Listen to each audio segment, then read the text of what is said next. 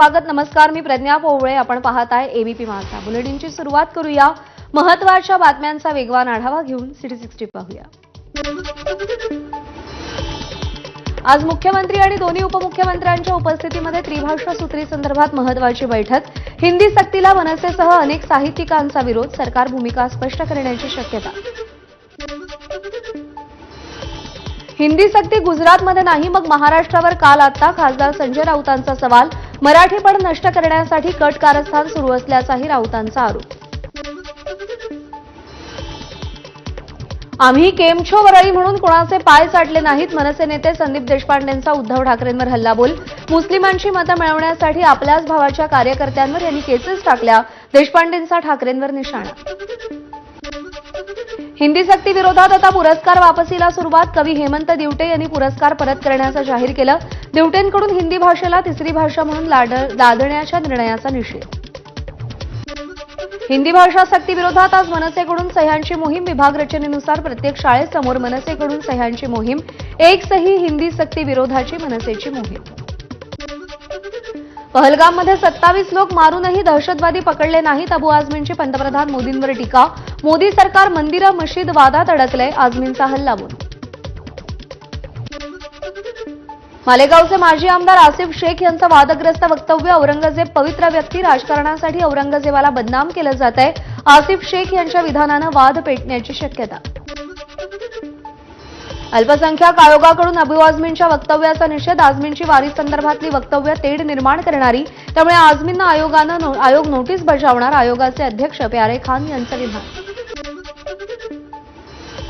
भास्कर जाधव यांच्याशी उद्धव ठाकरे चर्चा करतील. त्यांच्या मनात काय आहे हे आम्ही समजून घेऊ. संजय राऊतांची प्रतिक्रिया. राजकीय संन्यासासंदर्भात भास्कर जाधव यांनी विधान केलं होतं. छत्रपती संभाजीनगरमध्ये जलील यांच्या विरोधात आज कृती समितीचा मोर्चा. जलील यांनी एका विशिष्ट समाजाबद्दल चुकीचा शब्द वापरल्याचा आरोप. निषेधार्थ मोर्चा काढला जाणार. मोर्चामध्ये प्रत्येकी 1000 रुपये देऊन लोकांना बोलावलं. कृती समितीनं काढलेल्या मोर्चावर इम्तियाज जलील यांची प्रतिक्रिया. मोर्चे काढण्यापेक्षा जलील यांनी केलेल्या आरोपांचं उत्तर दिलं पाहिजे. विधान परिषदेचे विरोधी पक्षनेते अंबादास दानवेंचा शिरसाटांना टोला. वेतन अनुदान रखडल्यानं विदर्भामध्ये अनेक शाळा आज एक दिवस बंद ठेवत. शिक्षकांकडून सरकारचा निषेध. आरटी अंतर्गत मिळणारं शेकडो कोटी रुपयांचं अनुदान थकल्यानं विदर्भामध्ये आज अनेक शाळा बंद. यवतमाळची बोरगाव जिल्हा परिषद शाळा धोकादायक अवस्थेत. बोरगाव शाळेमध्ये 5 इयत्ता वर्गखोल्या केवळ 2-3 वर्षांपासून वर्ग मोडकळीस. शाळा दुरुस्तीचा प्रस्ताव मात्र धूळखात पडलेला आहे. बीड जिल्ह्यामध्ये 11 तालुक्यात 349 शाळांची दुरावस्था. 349 शाळांचं 592 वर्ग धोकादायक. तातडीनं दुरुस्ती आवश्यक. काही ठिकाणी तर चक्क झाडाखाली शाळा भरवण्याची वेळ. धाराशिव जिल्हा परिषदेच्या 275 शाळा धोकादायक अवस्थेत. राजकारणाच्या नादात धाराशिव जिल्हा नियोजन समिती निधीला ब्रेक. प्रस्ताव देऊनही दुरुस्ती होत नसल्यानं संताप व्यक्त. बुलढाण्याच्या सिंगावमध्ये मंत्री दादा भुसेंच्या येण्याआधी विद्यार्थ्यांना शाळेनं कामाला लावलं. शाळा झाडणं आणि कचरा उचलण्यासाठी विद्यार्थ्यांना कामाला लावलं.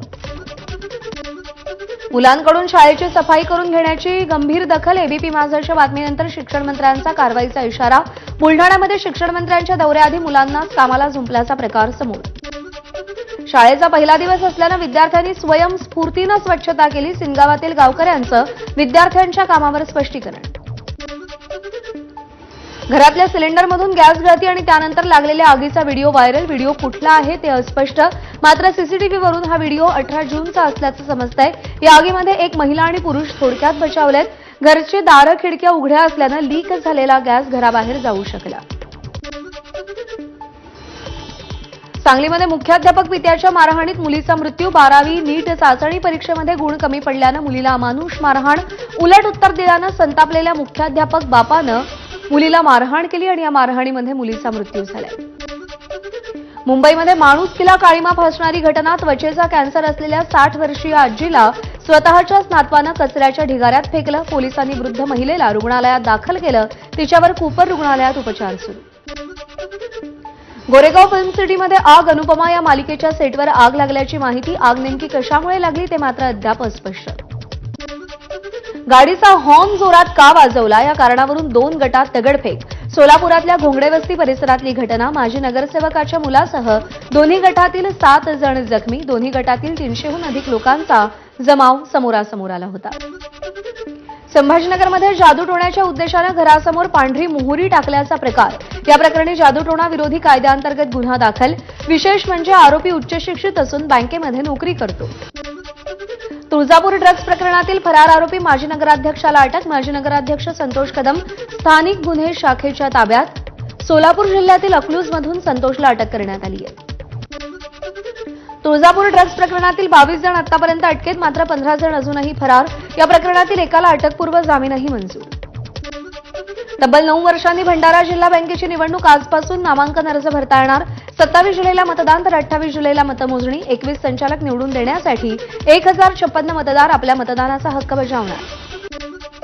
मालेगाव सहकारी साखर कारखान्यासाठी 88% मतदान. उद्या मतमोजणी. दोन्ही राष्ट्रवादी आणि भाजपच्या स्वतंत्र पॅनलमुळे काटेकी टक्कर. पुन्हा पवार विरुद्ध पवार अशी लढत.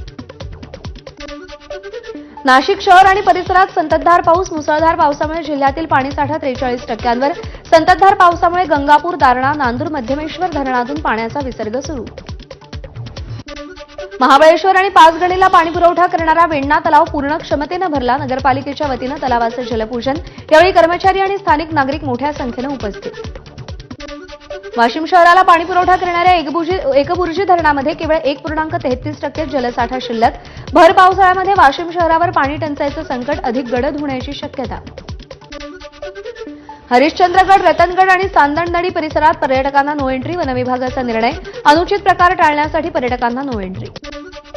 पालघर जिल्ह्यात सकाळपासून पावसाची संततधार सुरू. सखल भागात पाणी साचायला सुरुवात. जास्त पाऊस असल्यामुळे शेतकऱ्यांच्या पेरण्याही खोळंबल्या तर नद्यांच्या पाणी पातळीतही वाढ. मुंबईला पाणीपुरवठा करणाऱ्या धरणातल्या पाणीसाठ्यामध्ये चांगलीच वाढ. 7ही धरणात मिळून 26.84% पाणीसाठा. गेल्या वर्षी 3 वर्षातील जून महिन्यातला हा सर्वाधिक पाणीसाठा आहे. मुंबई, ठाणे, पालघरसह नाशिकमध्ये पुढील 2 दिवस मुसळधार पावसाचा अंदाज. तर कोकण आणि घाट माथ्यावर पुढील काही दिवस अतिमुसळधार पावसाचा इशारा.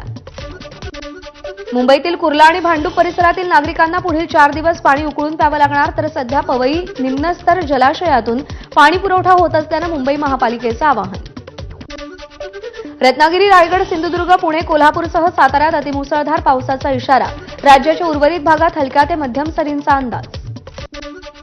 परभणीमध्ये भर पावसाळ्यात शेतीला स्प्रिंकलरनं पाणी देण्याची वेळ. पेरणी केलेल्या शेतकऱ्यांची पीक वाचवण्यासाठी धडपड. तर खोळंबलेल्या पेरण्या केव्हा होणार? पावसाअभावी शेतकऱ्यांसमोर प्रश्न.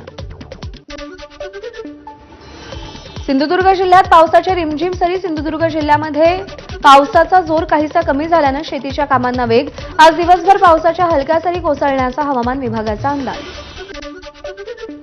भंडारा, गडचिरोली द्रुतगती मार्गासाठी शेतीला 5 पट मोबदला द्या. भंडाऱ्याच्या शेतकऱ्यांनी महसूल मंत्री बावनकुळेंना जनता दरबारात मागणीचं निवेदन दिलंय.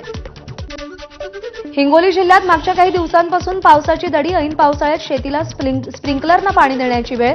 पावसानं दडी मारल्यानं शेतकरी संकटात. तोट्यातल्या एसटीचा अखेर लेखाजोखा जाहीर होणार. एसटीची श्वेतपत्रिका आज जाहीर होणार. मंत्रिपदी आल्यावर प्रताप सरनाईक यांनी श्वेतपत्रिकेचे आदेश दिले होते.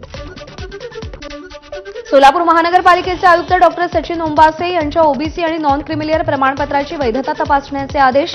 केंद्रीय सार्वजनिक तक्रार मंत्रालयाच्या कार्मिक आणि प्रशिक्षण विभागाकडे तक्रार करण्यात आली होती. राज्यात कोरोनाच्या रुग्णसंख्येत सौम्य वाढ. रविवारी कोरोनाच्या नवीन 19 रुग्णांची नोंद. सध्या राज्यामध्ये 298 सक्रिय रुग्ण असल्याची माहिती. दूध पुरवठा करणाऱ्या गाडीचा भीषण अपघात. अहिल्यानगरहून छत्रपती संभाजीनगरकडे येताना गाडीचा अपघात. घटनेत गाडी चालकाचं मोठं नुकसान. संपूर्ण घटना सीसीटीव्हीत कैद. मुंब्रा लोकल दुर्घटनेनंतर मध्य आणि पश्चिम रेल्वे मोटरमनच्या केबिनमध्ये सीसीटीव्ही बसवण्याच्या कामाला सुरुवात. सीसीटीव्ही यंत्रणेमुळे अपघाताचं नेमकं कारण स्पष्ट होणार. पुणे महानगर परिवहन महामंडळाची प्रवासी भाडेवाढ. 2 आठवड्यात पीएमपीएचं उत्पादन वाढलं असलं तरी प्रवासी संख्येमध्ये घट. सरासरी 15,000हून अधिक प्रवासी घटल्याचं समोर. पुणे सिंगापूर विमानसेवा 15 जुलैपर्यंत बंद. एअर इंडियाच्या विमानांची तपासणी होणार. अहमदाबाद विमान अपघातानंतर नागरिक वाहतूक महासंचालनालयाची प्रवासी सुरक्षेसाठी पावलं. घोडबंदर रोडवर कालपासून 14 जुलैपर्यंत म्हणजेच 22 दिवस रात्री 11 ते सकाळी 4 अवजड वाहनांना बंदी. मेट्रोच्या कामासाठी वाहतुकीत बदल. त्यामुळे वाहतूक कोंडी वाढणार. कर्जत मुरबाड राष्ट्रीय महामार्गावरील कशेळी भागात खड्ड्यांचं साम्राज्य. ऐन पावसाळ्यात प्रवाशांचा जीव टांगणीला. खड्डे बुजवण्यासाठी दिरंगाई होत असल्यानं प्रवाशांमध्ये नाराजी. नांदेड जिल्ह्यातील मुखेड तालुक्यात वारीची परंपरा एकाच कुटुंबानं 5 पिढ्यांपासून जपली. परंपरा कायम पुढे चालत राहावी यासाठी कुटुंबाचं पांडुरंगाकडे साकडं. पुणे विद्यापीठाच्या राष्ट्रीय सेवा योजनेच्या विद्यार्थ्यांचा दरवर्षी वारीमध्ये सहभाग. विद्यार्थ्यांकडून वारकऱ्यांची सेवा तसंच समाज प्रबोधनाचं देखील काम. आदिशक्ती मुक्ताई पालखीचा मुक्काम आज बीडच्या बालाजी मंदिरात. आजोळी मुक्कामी असणाऱ्या मुक्ताईच्या दर्शनासाठी बीडकरांची गर्दी. बीडमधील पालखीची ड्रोन दृश्य. लोणी काळभोर इथं मुक्कामी असलेली संत तुकाराम महाराजांची पालखी आज पंढरपूरच्या दिशेनं मार्गस्थ होणार. आज पालखीचा मुक्काम यवतच्या भैरवनाथ मंदिरात असेल. संत ज्ञानेश्वर महाराजांच्या पालखीनं दिवेघाट पार केला. माझाच्या प्रेक्षकांसाठी विक्रम हापसेंनी दिवेघाट पार करतानाची पालखीची ड्रोन दृश्य टिपली आहेत. तर माऊलींच्या पालखीचा आजचा मुक्काम सासवडमध्ये असेल. आषाढी वारीसाठी 130 जास्तीच्या बसेस. एसटीच्या मुंबई विभागाकडून वारकऱ्यांना सुविधा. मुंबईतल्या भाविकांना आषाढी एकादशी निमित्त पंढरपूरला जाण्यासाठी एसटीचा निर्णय. गोंदियातील नवेगाव नागझिरा व्याघ्र प्रकल्पामध्ये पाणवठ्यावर वाघ आणि अस्वल समोरासमोर. वाघाने अस्वलाला हुसकावत पाणी प्राशन केलंय. मान्सूनचा वेग वाढला. आज दिल्लीमध्ये वादळ आणि पाऊस पडण्याची शक्यता. येलो अलर्ट जारी. पुढील 4 दिवस ईशान्येकडच्या भागामध्ये मुसळधार पावसाची शक्यता. आजपासून अमित शहा 2 दिवसाच्या वाराणसी दौऱ्यावर. केंद्रीय मध्य क्षेत्रीय परिषदेच्या बैठकीमध्ये उत्तर प्रदेश, मध्य प्रदेश, उत्तराखंडसह अन्य काही राज्याच्या मुख्यमंत्र्यांशी संवाद साधणार. संरक्षण मंत्री राजनाथ सिंग यांच्या हस्ते आज राष्ट्रपतींच्या भाषणांच्या 2 संग्रहांचं प्रकाशन. विंग्स टू अवर होप्स खंड 2 आणि आशाओं की उडान खंड 2 या भाषण संग्रहांचं प्रकाशन. जगनमोहन रेड्डींच्या गाडीखाली एकाचा चेंगरून मृत्यू. जगनमोहन रेड्डी आंध्र प्रदेशचे माजी मुख्यमंत्री.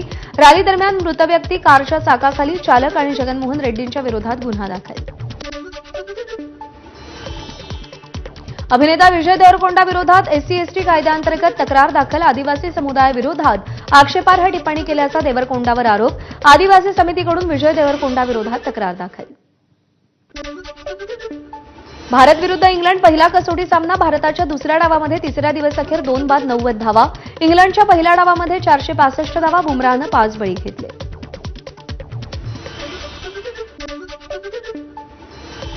आणि यानंतर काही बातम्यांचा सविस्तर आढावा घेऊया. शरद पवारांना सोडून चूक केली असं मोठं विधान ठाकरेंच्या शिवसेनेचे ज्येष्ठ आमदार भास्कर जाधव